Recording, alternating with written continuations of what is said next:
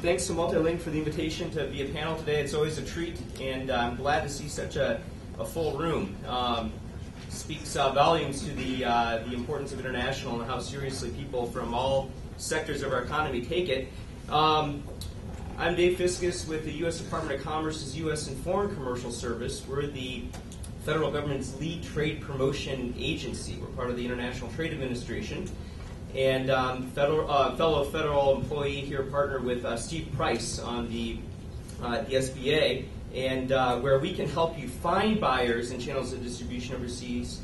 Steve can help you get paid and finance the transaction. So a nice kind of 1-2 punch here in Salt Lake. And I'd be remiss to cite our partnership, strong partnership with the World Trade Center, the Chamber of Commerce, and the Governor's Office here. We have a really tight, service-oriented collaboration. And Lou, I don't think mentioned, but it was up on his slide, he used to be the Director General of my organization, and it's certainly just a rarity to have someone of his caliber right here in the state of Utah. So please take advantage of the World Trade Center and all the connections they have to offer. Just a few things about our organization. We have offices in over 82 countries at the U.S. embassies and consulates, and then offices like mine here in Utah across the U.S. Our primary goal is to help expand the number of companies, U.S. companies exporting, and also deepen the volume of those exports going overseas. Lou mentioned the President's National Export Initiative. The goal is to double exports in 5 years, create 2 million new jobs. We're on track this year to double exports here in Utah. So a lot of attention has been paid here to kind of what we're doing as a community to spread the word on exporting and internationalism. In terms of services, I have brochures I'm going to pass out at the end. It's all our collateral. It talks about the various, down here.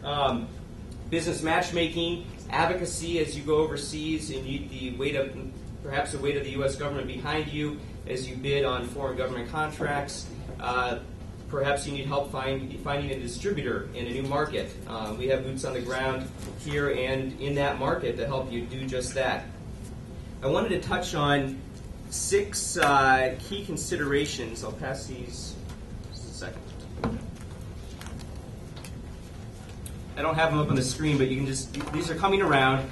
And, I wanted to focus on micro issues that a company kind of has a modicum of control over, as opposed to some of the more macro international issues such as foreign exchange rates, sovereign risk that you really as a company don't have a terrible amount of control over. I mean, you can mitigate against, but let me get into these 6 issues that you as a company should address, should consider as you're looking at competing and succeeding internationally. The first one is taking into account foreign tariffs and taxes.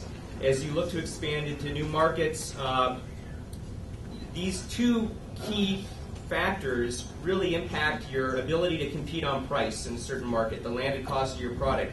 So as you're looking at going overseas, you might take a look at where the U.S. might have a bilateral or multilateral free trade agreement in place, where the rule of law is respected to a greater degree by treaty, and there is either a very low or phased out rate of import tax going there.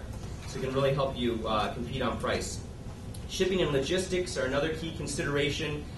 How to get your product to market effectively, how to understand the various what we call Incoterms as you negotiate with your foreign partners.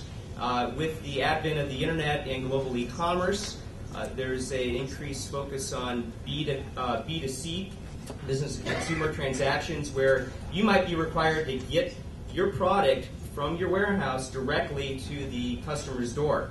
And how do you do that?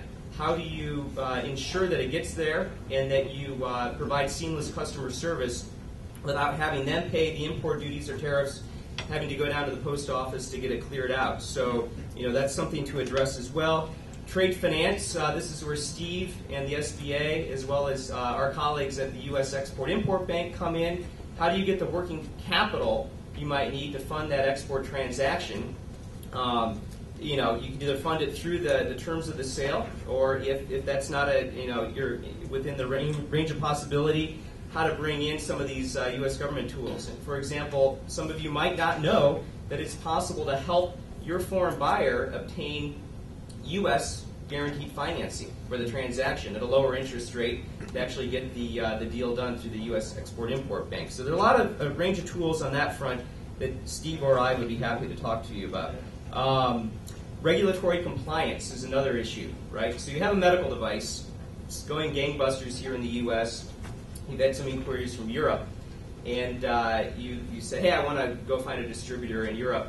And you fly over there, and the distributor's looking at your thing saying, well, what's your CE dossier? Well, you scratch your head and say, I don't even know about that. Well, depending on the class of your device, it could take several years and quite a bit of money to get that approved, to get into that market. So, perhaps that's something you would do in tandem with looking at other markets where there's a lower barrier to entry on the regulatory side. So again, that can affect your time to market and your ability to compete either in the near term or down the road. So you want to take that into account. The fifth item would be export licensing and controls.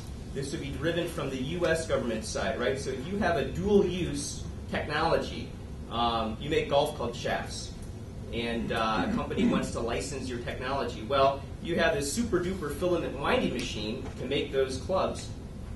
That same technology, if transferred to the wrong hands, could be used to make missile tubes. Who knew? But it's something that could be controlled. So that would be something to take a look at as well, and we can help you navigate that because it affects your time to market and your ability to perhaps even market in certain areas. And then the final issue, just briefly, is intellectual property rights. This comes up time and again as companies look at trying to compete internationally. They don't have their trademarks secured in a particular market. They're looking at licensing their technology to be manufactured in a particular market, and they don't have their patents registered there. There's a lot that can be done on the kind of the front end to try to mitigate from getting into a really bad type of litigation or arbitration type scenario, and that's something that I'd be happy to elaborate on as well. But that's all for now, and thanks again.